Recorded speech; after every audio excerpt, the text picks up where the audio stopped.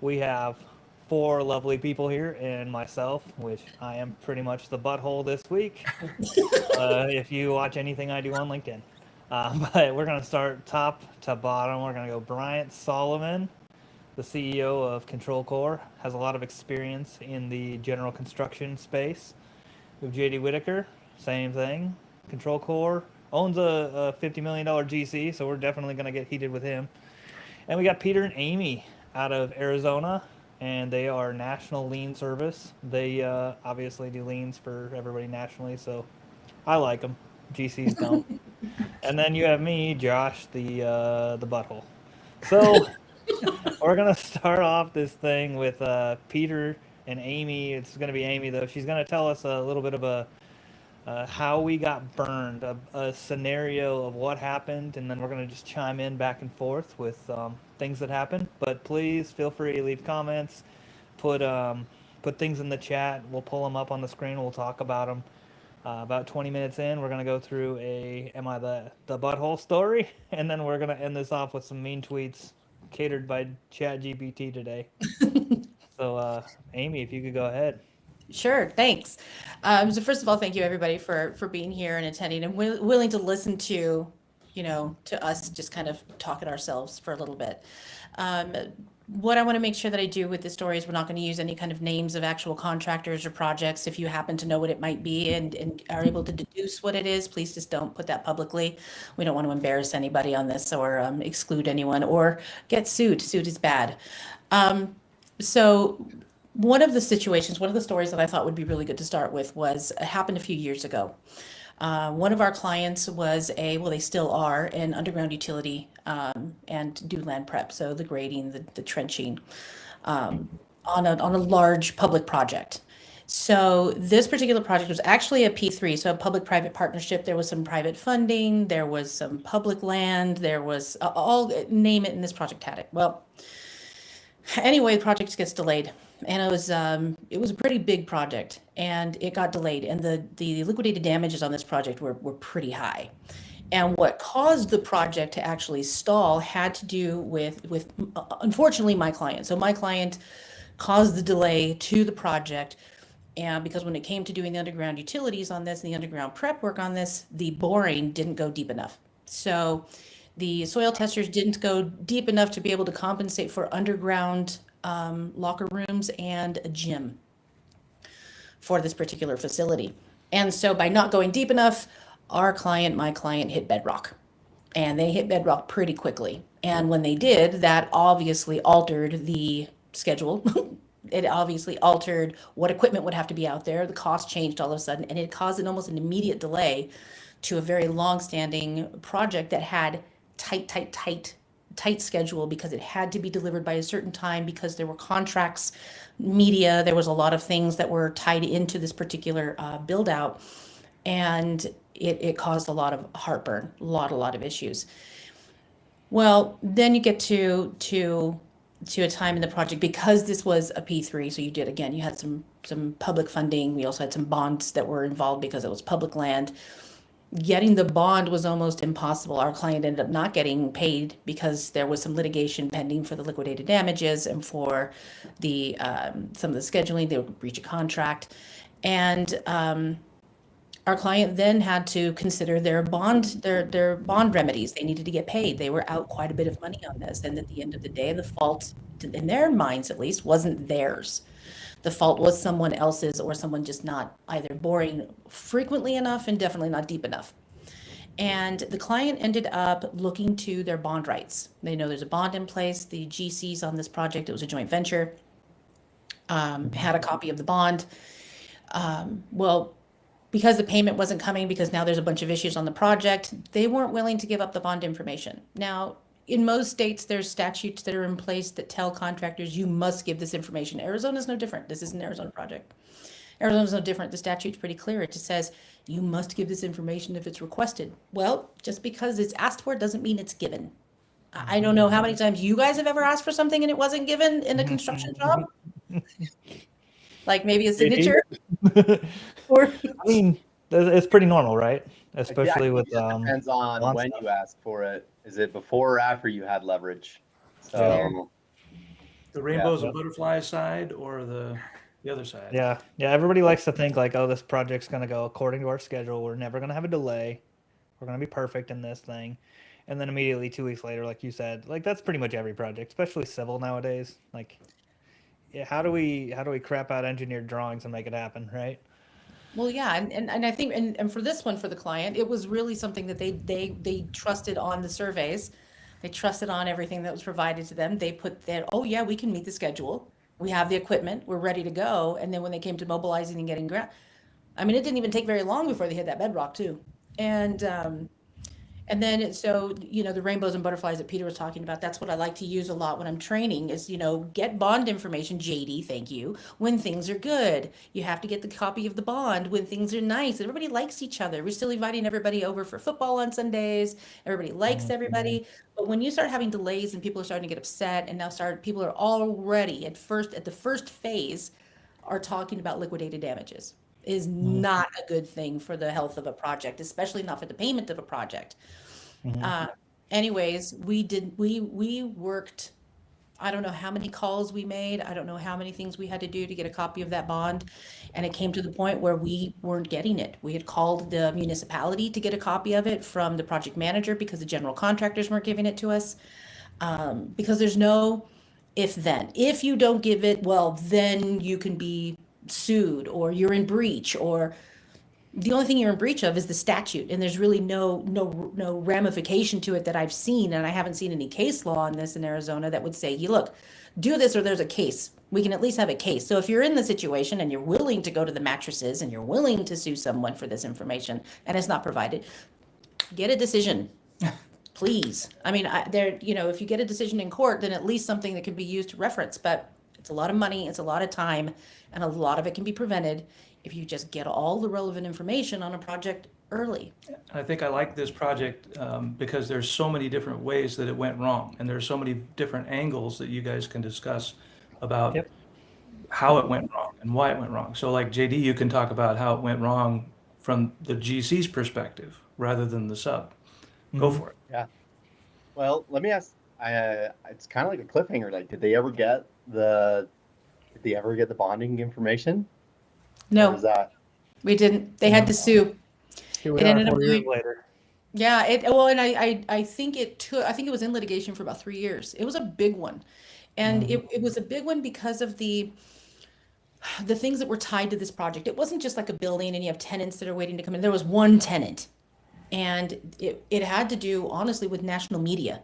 There were national media events that were locked in, contracts that were placed, millions of dollars that were hinging on this project being completed on time. And Josh, to your point, on time. Peter likes this every time we drive. When we were young, when we were driving. This isn't one of those kinds of lives. When we would drive through California and the Bay Bridge was being built. I remember Pete driving. Every time we drive over the Bay Bridge, he's like, "Oh yeah, on time and on budget. 15,000 years later, and you're still coming over. You're still dodging construction cones." But I think that when things are good and you get relevant information, it changes the whole story. It changes JD. It changes leverage, because that's the only thing they had. and this is where, like, so a couple questions, if that's all right, because I'm really just fascinated by like the chain of like negligence, in the sense of like, I mean, it comes down to an argument of like who was negligent in this case. So as I hear it, with just the like minimum amount of information, I'm immediately wondering, okay, so I was given like usually we kind of roll them up and say contract documents. Contract documents include the plans, specifications, engineering materials, all those things, all the things that I was provided that I based my bid off of for the scope of work. Like, how did that become a subcontractor's problem instead of maybe like the engineer's problem? Is like how'd that play out? It didn't. It was finger pointing and everybody saying it was everybody else's fault. The soil tester coming back saying, well, that's what we were asked to do. We did what we were asked to do. So then the buck got pushed even further back. Well, who's deciding how often you should be boring for this? This particular project is nested in a spot where I don't know. Look, I'm not going to pretend I know. I don't know. Okay. I do this. I don't swing a hammer, drive machinery. I don't do CAD or BIM. I don't know any of that stuff. So speak ignorance. Okay. Ignorance when it comes to that.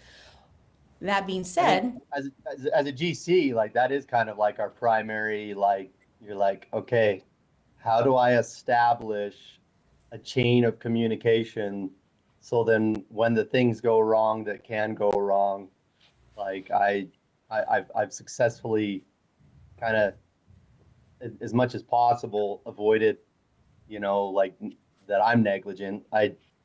We I try not to get too like far off topic, but like maybe we'll call it a success story in a sense. Mhm. Was we had a building that some of the main structural beams were under engineered, and so when we were pouring the mezzanine, all of a sudden the floor starts to collapse, and then like when you got beams that are bending, the columns start to do, and like the building just kind of starts when you fold a taco, or a Right burrito, out of whichever your Doctor preference Strange is. here.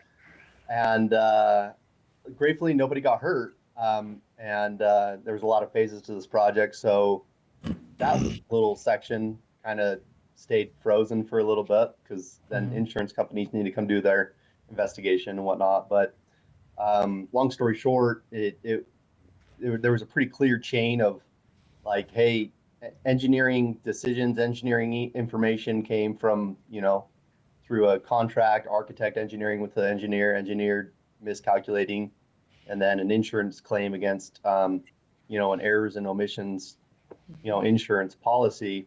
Mhm. And so what's really fascinating to me is in this case study, like what happened to break that chain, in my simple mind at least, is like when engineering information was provided, and it's kind of an interesting question to ask, is just like what kind of directive was given to like say, okay, this is like is it really, do I need to tell the company, the geotechnical study, like this is how deep you need to bore? I don't know the answers to that, so that's why I'm really fascinated Mhm. to figure out in this case how did that, like where was that breakdown, and how did a subcontractor end up kind of being the, Yeah, having to bear the brunt of it. yeah, like that sucks. So And this, more But not importantly, every GC are is they as the great butthole? as JD, we'll Are say. they the butthole for wanting to be paid? That's the question. Yeah. Yeah. So what we're gonna try to do over the next 8 months as we go through, we have these 30-minute sessions. We're gonna break down all of the little intricacies that happen because this is a good case study to show what happens. Like a million things that can happen, but on this specific project, all of them did, and it snowballed into a cluster that ended up in this huge litigation. And I mean, from the sub side, where we're frustrated is we're sitting here waiting on retention. I mean, they're just holding money that, this is probably for a civil contractor that we're talking like maybe 20 to $30 million project, I'm guessing. So that's 2 million, $3 million worth of retention that they're just holding, right? And this job's probably bid because it's a competitive bid. We're talking like maybe 2% net profit. So really, we've paid 8% to do this project until we collect retention.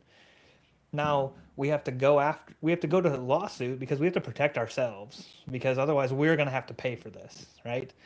On top of not getting our attention, we're going to be expected to pay out more. Whoever holds the money holds the power, and it's just kind of right. garbage how this all works out. But but I know that it sounds like the GC in the scenario is trying to point the finger at the sub, like you should have fully tested on your own to know how deep this was before you bid the job. Like, in what world does that even make sense?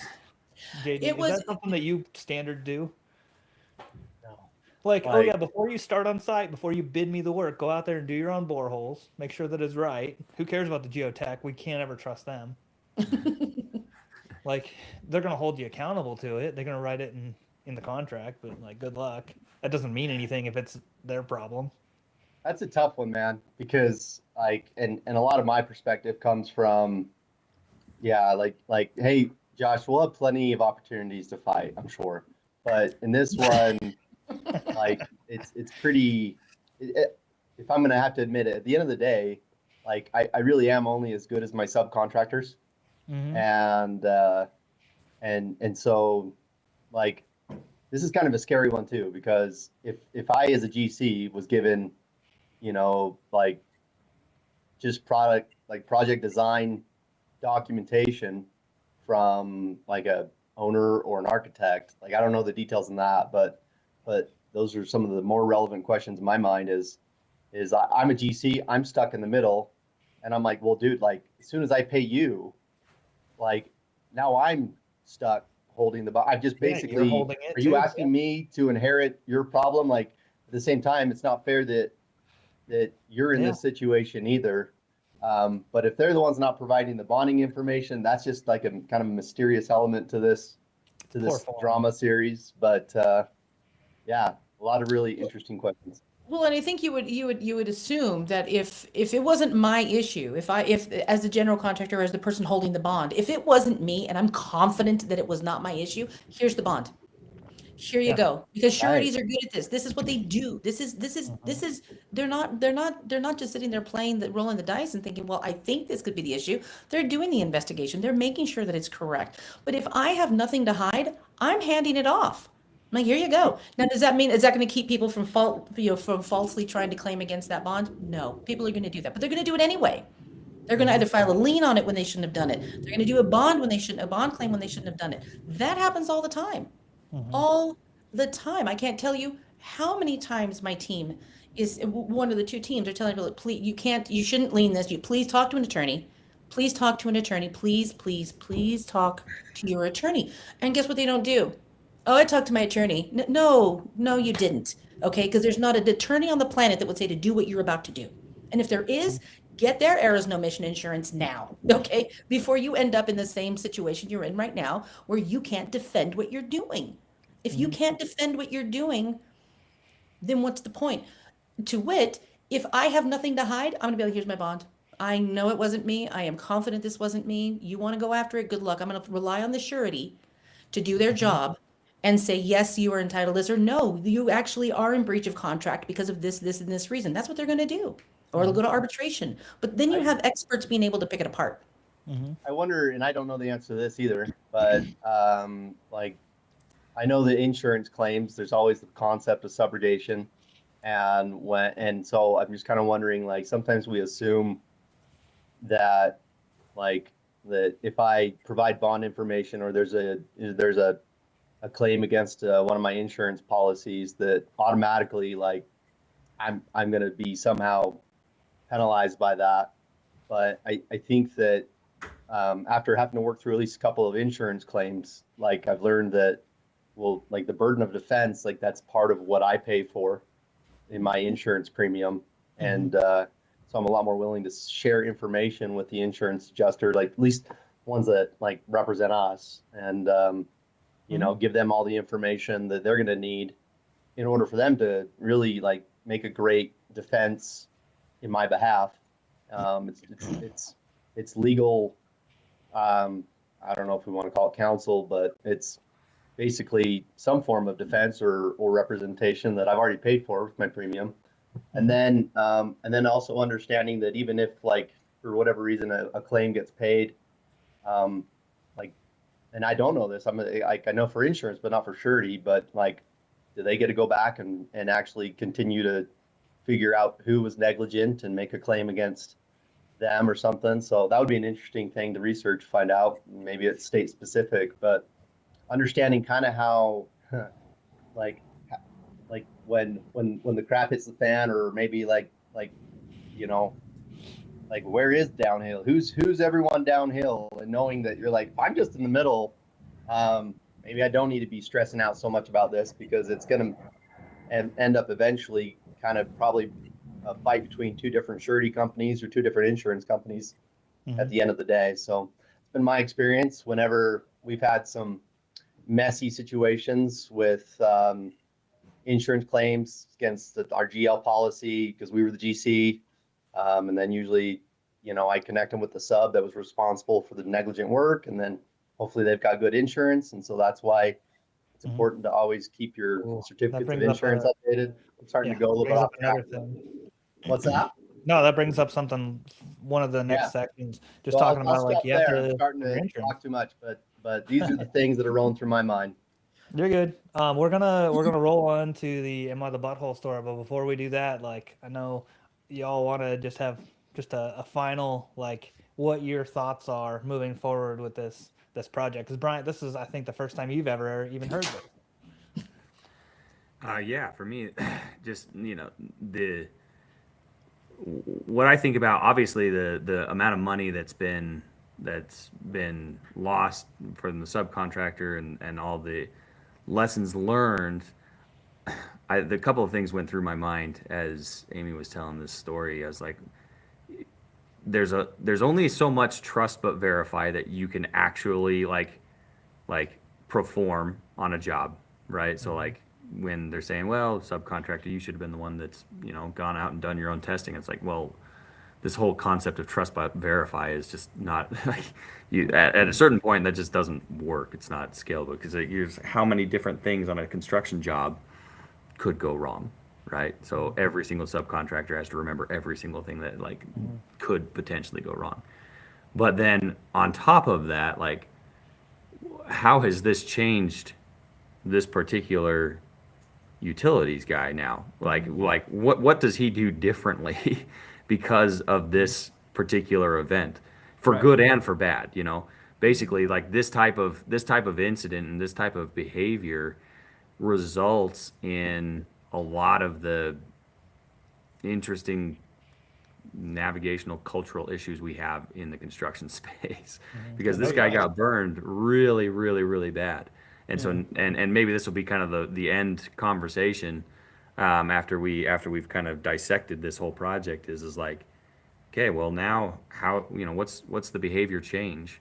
who's who can learn something from this and apply it into the next job so that we don't end up in this particular situation and we don't end up, running into stereotypical construction related problems. So Is that's that that's the what name? my Learn from the burn? Learn Is from that Yeah. what the we're calling it? and I actually think it's fascinating that so we lay out the project and instantly we all go to the end of the project, bond claims, legal problems, everything. But this thing happened in stages, right? So, like Bryant, from your perspective, when things started to go south on a project like this, and all of a sudden the costs start to balloon from a CFO perspective, what kinds of things are you looking to do? What kinds of controls are you looking to put in place? In other words, it starts to slip out of your hands very quickly right. at some point. So how do you No, I started looking, as a CFO and looking at my cash flow forecasts and thinking about, hey, we're getting deeper and deeper. What have I got to do to survive? How do we cut If I've Yeah. now I've basically financed my operations, and from what sounds like about a 3 year for a 3 year loan. That's a super stressful situation. So now you're just like praying and working on your other jobs and hoping that those ones have some kind of a margin that can keep me in business. And so there's so many impacts. And so as soon as that kind of stuff starts to happen, you're like, okay, I hope that I already had good cash flow management practices in place, because now it's too late, for me to implement good cash flow management processes. Like now it's too late. As soon as you start seeing those types of issues coming up. So if this is a multiple stage problem, like as soon as things start to go south, if I've got bad cash flow management principles or cash flow management processes, like it's going to continue to spiral downward. If I've got good cash flow management problems, I've still got a problem. Right. I've still got an issue just because of the size of the job. At least you have But a at tax least write-off. I'm a little bit less worried about making payroll next week. Right. Yeah, yeah. Hindsight's always 20/20, especially for these lawyers that go in and they're like, "Well, why didn't you do this sooner?" Right?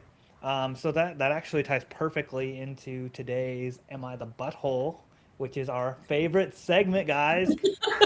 So $8 million civil and underground utilities subcontractor was contracted to do storm, sewer, water, duct banks, fire mains, concrete casement, all hired by a GC on a hospital expansion.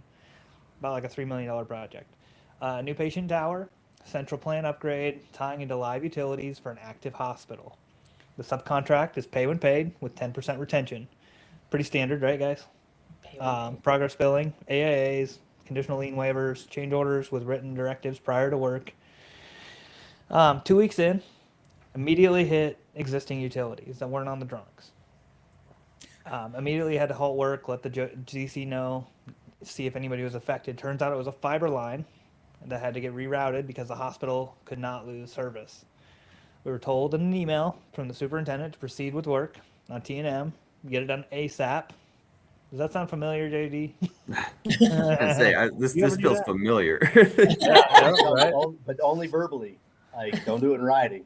Well, I mean, So, the superintendent put it in an email, right? So that's in it, writing. yeah, that was his first Is it? mistake. But Yeah, because is we're the trying to get free work superintendent- here, guys. You know what I the mean? Superintendent, like, I mean, direct this was a work? great opportunity for me. I'm just like, sweet, like, just Oh, hurry, yeah. get it done. You know, I can charge my client more, but I'm not going to pay the sub more. Yeah, there you So, go. So yeah. they brought in a hydrovac truck, worked till 2 a.m. to get it back online. They had extra traffic control for the ER. Got the last possible concrete truck because they had to get it concrete encased. The GC superintendent kept saying, like, just keep tracking it. We'll take care of you. Don't worry about it. So they kept doing it with daily reports, pictures, texts, emails, literally everything you could think of. By the time they got it all under control, they were roughly $68,000 in non-billable work to help the hospital go. Does that sound like reasonable for all that work? yeah. I mean, it depends on how big the problem is, right? But okay. So within a week, they submitted the paperwork, which was the 10th of the month. The contract said they had to bill by the 20th.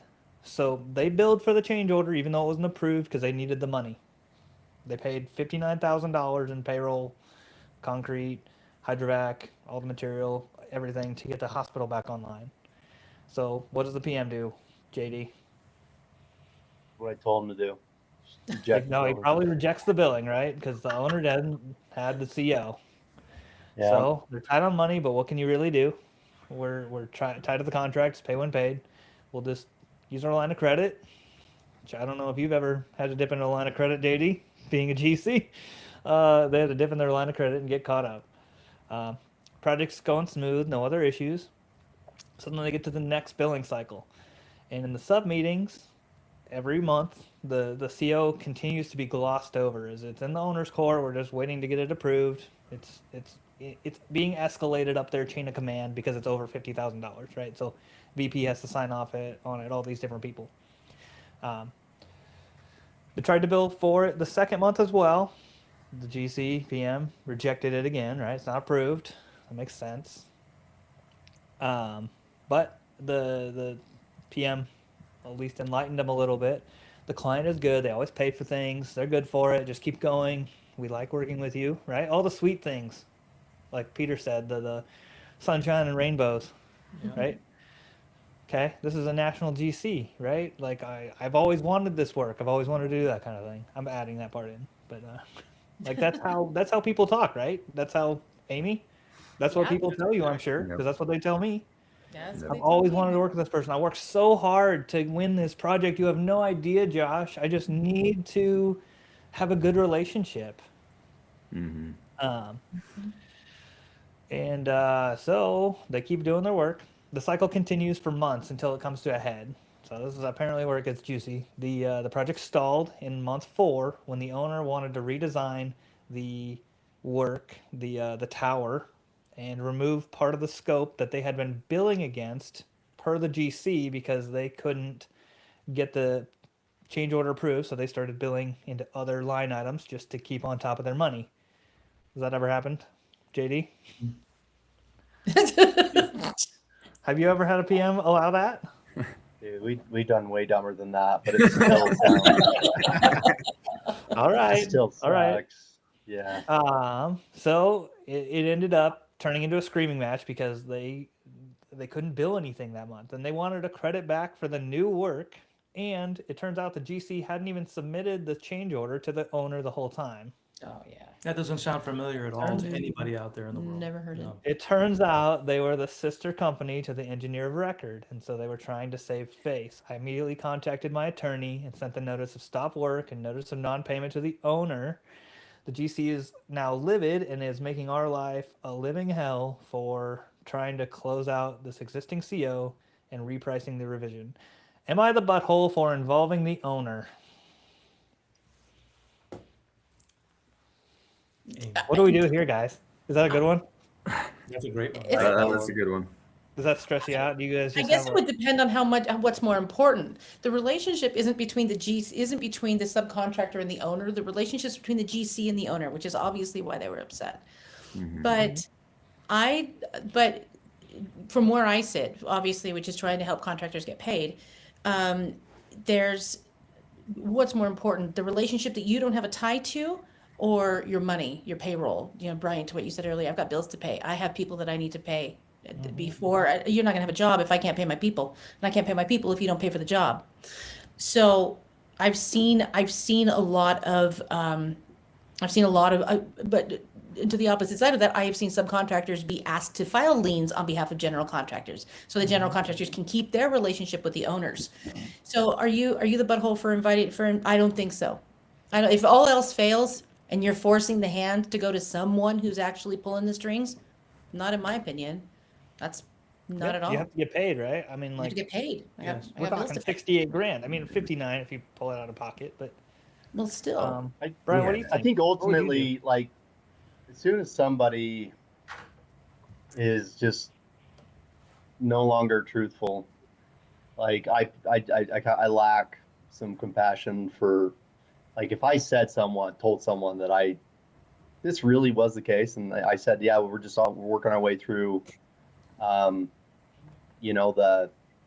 approval process with the owner right now, and they really weren't, like, Yeah. I mean, at that point, like, why, like, I don't owe you anything, like it's just really difficult, like, it's construction, guys, like, we're gonna find stuff, like, you dig in the ground and you hope that it's staked and everything, but it's gonna happen. And but there's just a lot of things that I think from a GC's perspective that you can do to maintain a relationship with a sub and a client in this scenario.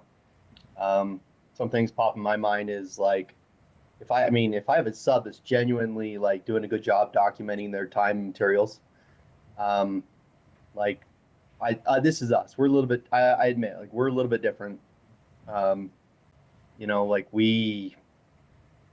Like, we do a lot of repeat work with a lot of subs. And so if I like, all right, like, at least bill me for your materials or whatever the case is, or let's kind of, like, split it. If it's one of those, like if you're giving me the documentation that I need to go and make a good case, like, it shouldn't be a massive issue. But if you're maybe exaggerating or trying to, maybe you screwed up on your original bid and you were a little bit in the hole, and now something goes wrong, and it's an opportunity to kind of reframe the scope of work so that you can make up for maybe you underestimated it on the original scope. That's when I'm like, feel like you're taking advantage of a situation.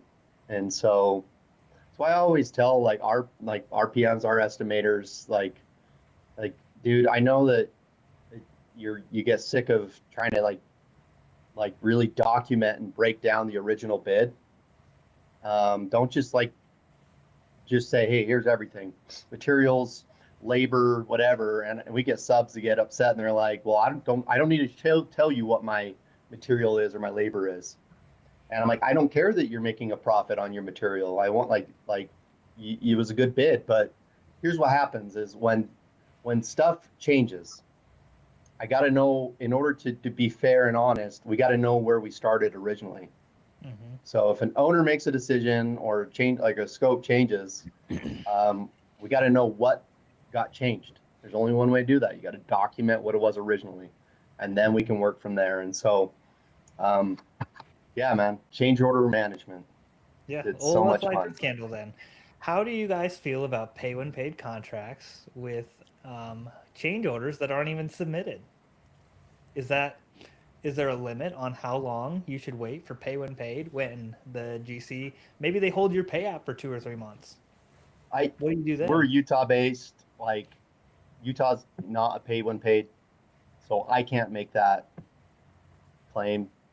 So that's always kind of been a concept. And when we have like yeah, I can't do that. Like I don't have that. I don't know if you call it a luxury, Yeah, you can't but do it in your state.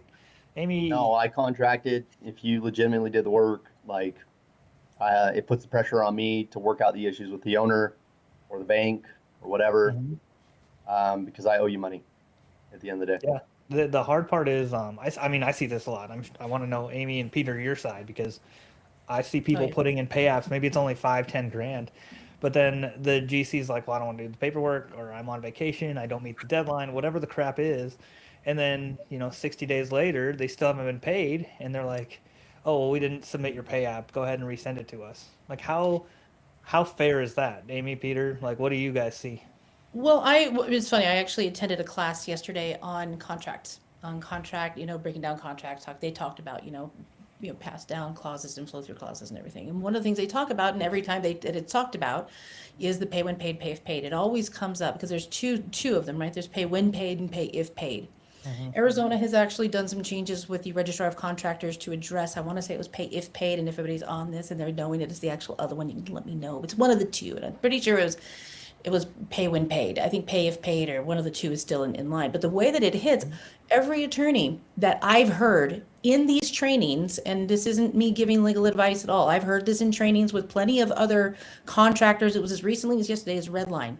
Redline, if you can redline it, redline your pay because you're assuming the risk now of the relationship between the GC and the owner. You're assuming the risk of that individual that is working with the ownership group, that project manager, that superintendent, that project executive, whomever is working with that owner. Let's say, and I used this example last week, I was facilitating a class for one of my clients, and this actually had come up. What if Jim, and if who's not on this call, I know he's not on this call, but if Jim called Jack's wife something or didn't like the cookies that Jack's wife brought, well, Jack is the owner and Jeff works for the GC, and man, I really your wife's cookies just not advisable to return to the fields because you're going to get everybody sick. And I mean, how hard is it to piss somebody off? Yeah. I mean, just look around. I mean, it doesn't even matter if it has to do with construction, forbid it's about work, but how easy is it to piss somebody off? And then for that individual that you have then pissed off to then decide, oh, I'm going to die on this mountain. I'm willing to pay what I need to pay just to show so-and-so that lesson, just so that they'll feel that lesson. Pay when paid means now that money is getting stuck because that little relationship up at the top has now hit the skids. And now, well, I'm not going to pay you. The owner's like, well, I'm just not going to pay you. And now that GC has to talk to all of his subs or her subs and say, hey, listen, there's been a little issue at the top. We're not getting paid, which means I'm not paying you. And now you put that onus on all of these subs. And how many subcontractors, and it's not all, okay, but how many subcontractors right now are one big project away from closing their doors? Yeah. How many? And they're taking these projects because they need the money, they need it, they need the opportunity, they need the business, they need that exposure. And so they're taking jobs that they know that they probably wouldn't be doing if it was a different time in their company's career. Yeah. They're Yeah, making this red line. Yep. Megan And Shapiro, like she'll take you to red line all day. like Eric said in the comment section, build every job like you're going to court because at the end of the day, Absolutely. yeah, you never know which one's gonna happen. It's always the best jobs. You're like, I have 50% margin in this project. I'm gonna be able to buy a boat tomorrow when I bill for this, and then what happens? You get hosed. Oh yeah. Um, There's you're a gonna buy that project in Arizona right now that has a name stamped to it that is an international 5-star hotel resort. I don't even know how many times it's been leaned. I don't know. My companies have been leading that project for like 8 years. That's super unfortunate. I hate that. Kevin also had a comment, and I'm pulling it up because my LinkedIn's pulling up here. Wouldn't that CO be listed on the lien waiver every month? Back to the am I the butthole?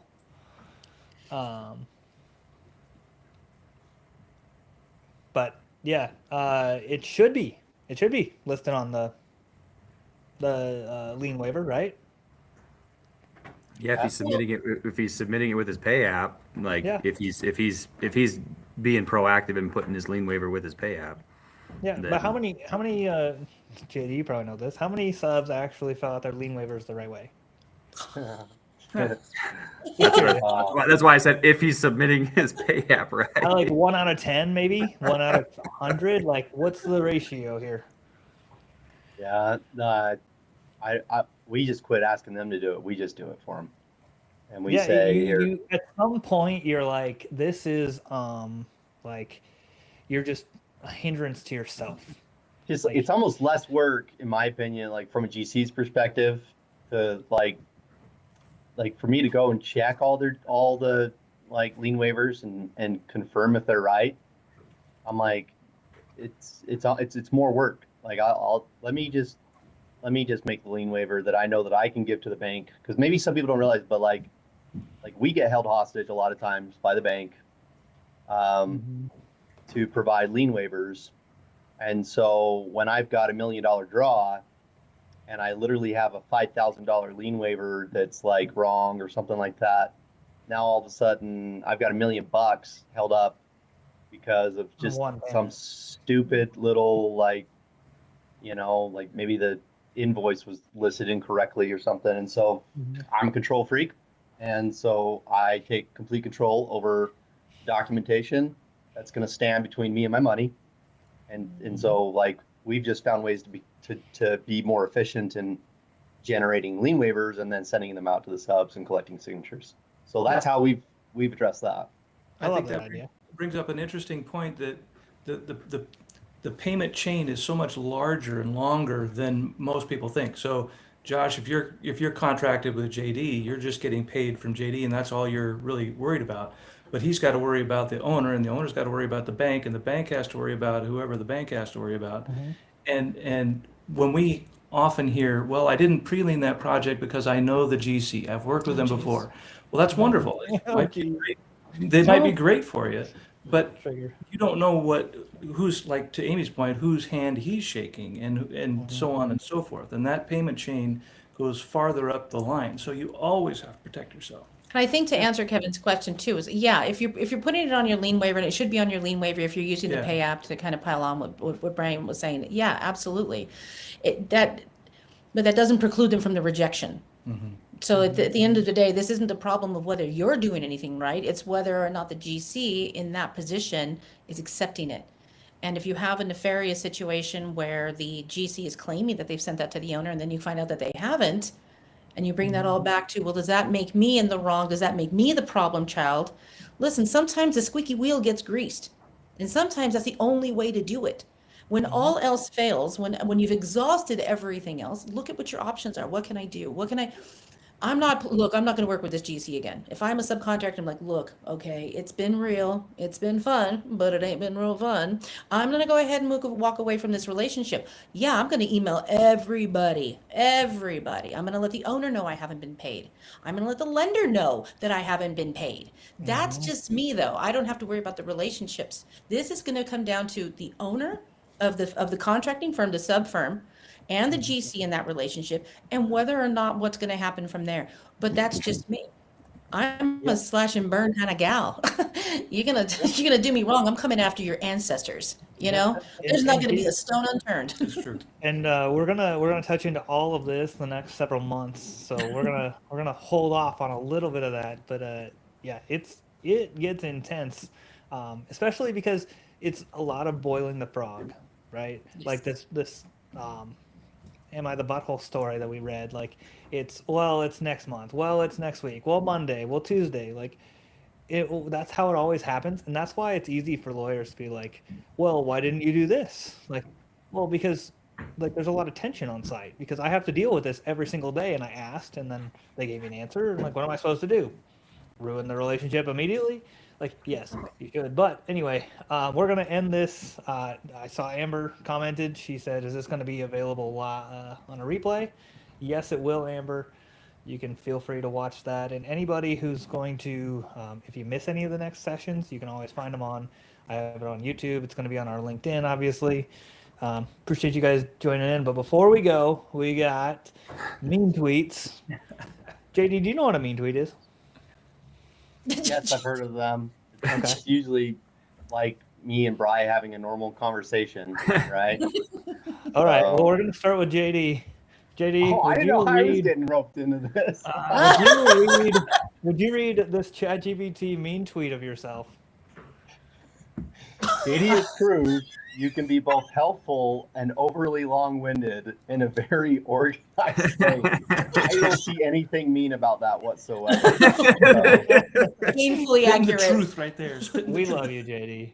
All right, Brian, are you ready? oh, that's Yeah, awesome. let's see. I know you didn't even say much, Brian, but now you got a mean tweet.